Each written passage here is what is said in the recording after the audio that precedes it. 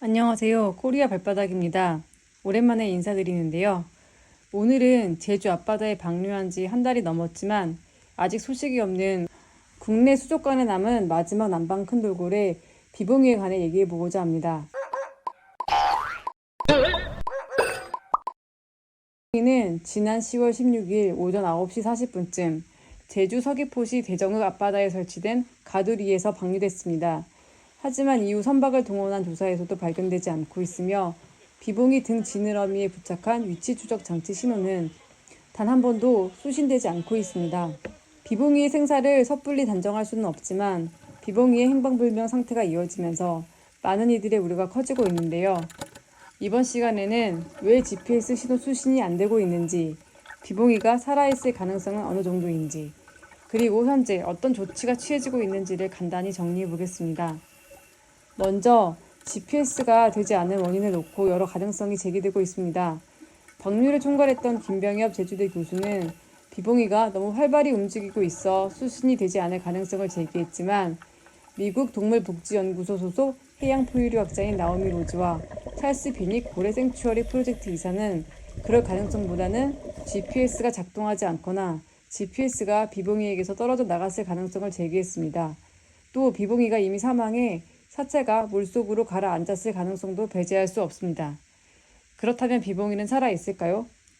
비봉이가 살아있기를 진심으로 바라지만 낙관적인 전망만 하기는 어려워 보입니다. 지금까지 방류에 성공한 제도리, 춘삼이, 삼파리 등의 사례에 비춰봤을 때 비봉이의 행방불명 기간이 길어서인데요. 2013년 방류한 제도리는 각각 방류 2시간 후와 7일 만에 발견이 됐고 2015년 방류된 태산이와 복순이도 9일 만에 물 위에 합류한 게 확인된 바 있습니다.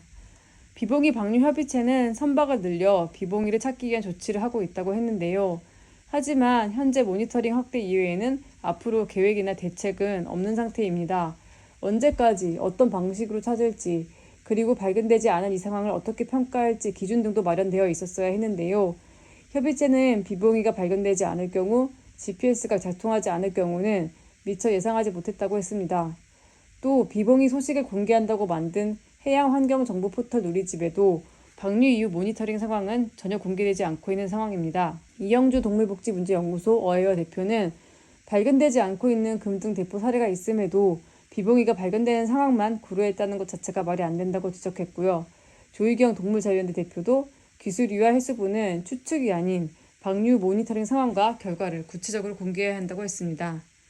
사실 방류협의체는 처음부터 방류에만 방점을 찍고 충분한 논의 없이 방류 기준이나 제포의 기준, 방법 등의 매뉴얼을 마련하지 않은 채 비봉이를 가두리로 보내 군의 전문가들로부터 비판을 받은 바 있습니다.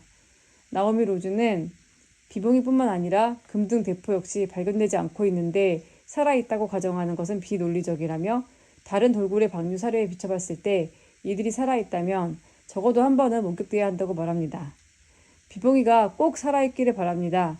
하지만 비봉이 생사와 관계없이 다시는 동물 관련 준비되지 않은 정책이나 대책이 실행되지 않도록 이번 사례를 제대로 재검토하고 평가해야 할 필요가 있어 보입니다.